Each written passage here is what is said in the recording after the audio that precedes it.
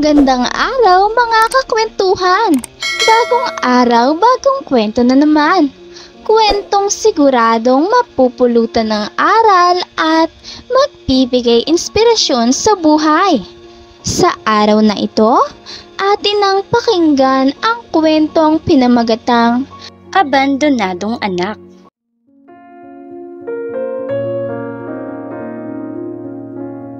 Naniniwala ka ba na magulo at maraming sikreto ang mundo? Handa ka bang maging parte ng magulong mundo? Maitama lang ang dapat naman talaga tama. Kilalanin si Miguel, isang batang handang gawin ng lahat, mapasakit man o hirap ay kanyang lalabanan, makamit lang ang katarungan at kalayaan ng bawat isa. May isang batang lalaki na nagngangalang Miguel. Si Miguel ay isinilang sa isang pamilya na puno ng pag-ibig, ngunit hindi rin nila maiwasang maapektuhan ng hirap ng buhay. Ang kanyang mga magulang ay mga magsasaka na nagtsatsagang magtrabaho sa kanilang sakahan upang mapakain ng pamilya. Tatlo silang magkakapatid at si Miguel ang pangalawa sa panganay na anak. "Malabas lang po ako saglit, laro lang kami sa labas." Agad namang tumango ang kanyang ina na lubos na ikinasaya ni Miguel. Si Miguel ay isang simpleng batang laking hirap at isa sa mga mapanagot at matinong bata sa kanilang komunidad. Sa mga halos pang-araw-araw na pagkikita nila ng mga kaibigan sa kalsada, pagkatapos ng klase, napagtanto ni Miguel na mayroong isang batang anak mayaman sa kanilang lugar na tila hindi marunong magpakumbaba at madalas magyabang sa kanilang lahat. Isang araw habang naglalaro sila ng mga kaibigan ni Miguel sa palaruan sa kanilang kalsada, nakasalubong nila ang batang anak mayaman na si Enrique. Nakasama ang mga kaibigang mayayaman din. Ipinagmamalaki ni Enrique ang kanyang mamahaling cellphone at damit at nagyayabang tungkol sa mga bakasyon sa ibang bansa ng kanyang pamilya. Hindi na nakapagtimpi si Miguel sa kayabangan ni Enrique at pinagsabihan ito ng mahinahon. "Enrique, hindi mo naman kailangan ipagmayabang yung mga bagay na meron ka at wala kami. Hindi naman namin ikakamatay yan. Pakailan mo bang asungot ka? Palibhasa, mahirap ka lang kaya para mapasayaw ang sarili mo, sinisisi mo sa akin yung kahirapan mo." Sinabihan naman ni Miguel si Enrique na ang kayamanan ay hindi nagbibigay karapatan para mang-insulto o mang-api ng ibang tao.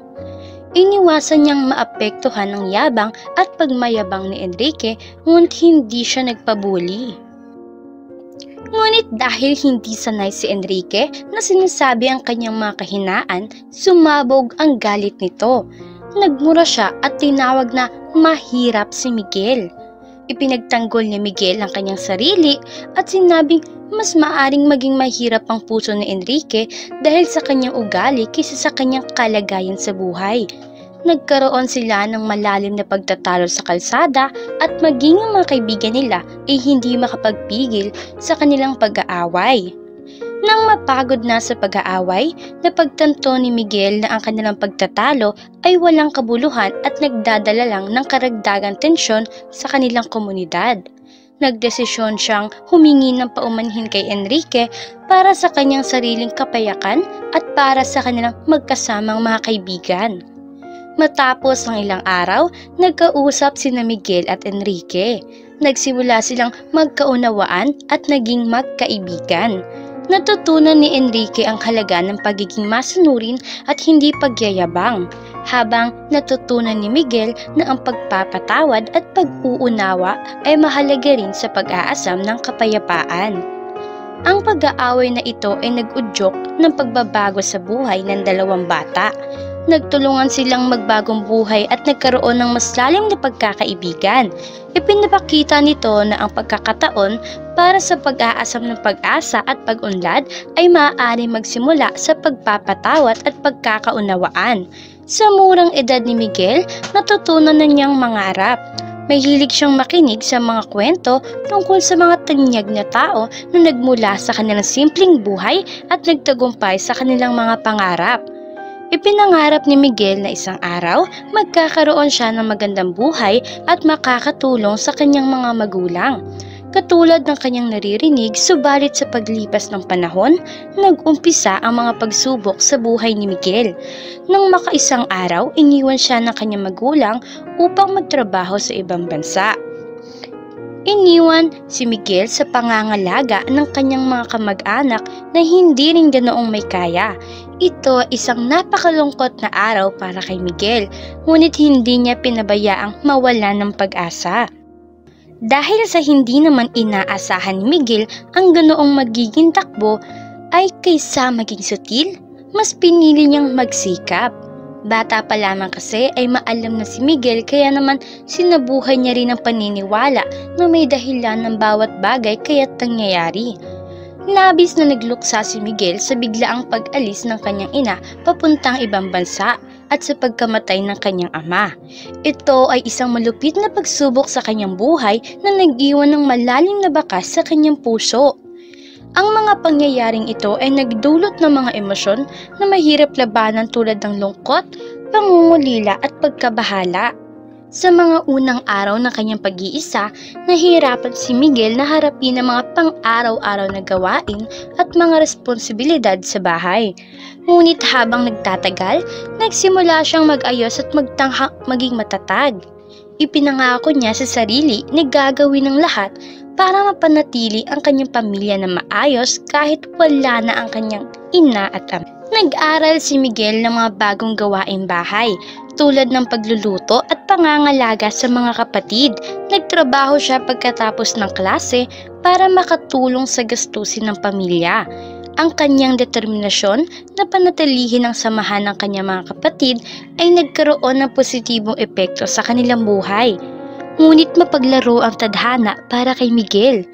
Sa isang malayong komunidad sa probinsya, kilala si Miguel bilang isang batang may magandang puso, ngunit napagbibintangan na nagnanakaw. Ito ay dahil sa mga kasamahan niya sa kalsada na kung minsan ay napagkakamalan siyang nagnanakaw ng mga maliliit na bagay, bagamat hindi ito totoo, hindi niya maipagtanggol ang kanyang sarili gawa ng siya ay isang bata pa lang. Ngunit isang araw may naganap na tunay na pagnanakaw sa kanilang komunidad. Ang isa na mahalagang kasangkapan mula sa tindahan ng mga lokal na mayayaman ay nawala. Ang mga tao sa komunidad ay galit at naghahanap ng sinumang makasasagot para sa krimeng ito. Dahil sa masamang reputasyon ni Miguel, itinuturing siya ng mga tao bilang suspect sa pagnanakaw na ito. Hindi siya pinaniwalaan ng mga kaibigan niya at labis siyang nahirapan sa pag-aakalang ito na naman ang darating sa kanya. Ngunit sa kabila ng lahat, nagpasya si Miguel na harapin ang totoong salarin. Nag-aral siya ng mga pamamaraan ng pagsisiyasat at inumpisahan ang sariling investigasyon. Sa tulong ng mga ebidensya, natukoy niya ang tunay na pagnanakaw. Ipinakita niya ang mga ebidensyang ito sa mga otoridad at nakuha nila ang tunay na salarin. Nang malaman ng komunidad ang totoong nangyari, nagbago ang kanilang tingin kay Miguel. Sa halip na isipin siyang bilang isang magnanakaw, nakita nila ang kanyang determinasyon na hanapin ang katotohanan at itaguyod ang katarungan. Itinuring siyang isang bayani sa kanilang komunidad. Mula noon, naging boses si Miguel laban sa kawalan ng katarungan at pinagpapalakas ang moralidad sa kanilang lugar. Ang kwentong ito ay nagpapakita na ang tao ay maaaring magbago at itaguyod ang kabutihan sa kabila ng mga pagkakamali at maling paratang. Nagsimula rin si Miguel na harapin ang suporta ng mga kaibigan at mga guro sa paaralan. Nakipag-ugnayan siya sa mga guidance counselor upang magkaroon ng mga lugar na maaaring maglabas ng kanyang mga nararamdaman. Ipinakita ng kanyang mga guro ang pagmamahal at suporta na tumulong sa kanya na makayanan ng mga pagsubok. Hindi pa rin nagiging madali ang buhay ni Miguel kahit na ganoon na ang mga nangyari. Ngunit sa paglipas ng panahon, natutunan ni Miguel na gampanan ng mga bagong responsibilidad at mahalin ang kanyang mga kapatid ng higit pa. Ang pagkakaroon niya ng tiwala sa sarili, pagiging matatag at pag-asa sa kabila ng pagsubok ay nagpapakita ng kanyang kahusayan sa kabila ng malalim na lungkot na nararanasan. Ang kanyang mga magulang ay patuloy na nagmamahal at nagmamasid sa kanya mula sa kabilang buhay na nagbibigay sa kanya ng inspirasyon na maging mas matatag at maging tagapagtanggol para sa kanyang pamilya. Ngunit noong malaman ng ina ni Miguel ang pagkamatay ng kanyang ama ay wala pang 1 taon noong sumunod din ito. Hirap man makamove on sa pagkamatay ng kanyang ama, mas lalo namang nahirapan si Miguel noong ang kanyang ina na.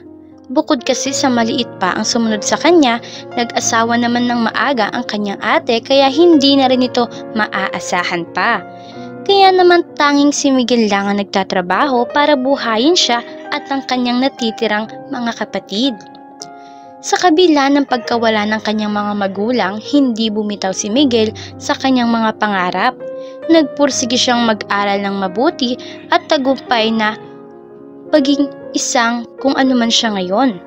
Siya ay nagkaroon ng mga mababait na guro na nagbigay sa kanya ng inspirasyon na magpatuloy sa pag-aaral at itaguyod ang kanyang mga pangarap.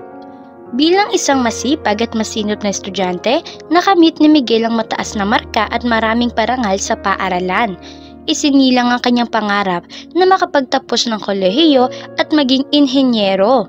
Ito ay isang malaking hamon ngunit hindi niya ito kinatakutan. Upang pundahan ang kanyang pangarap, nagsimula si Miguel na magtrabaho sa mga summer job. Nagtanim siya ng palay, nag-alaga ng mga hayop at naglinis ng mga bakuran ng mga pitbahay.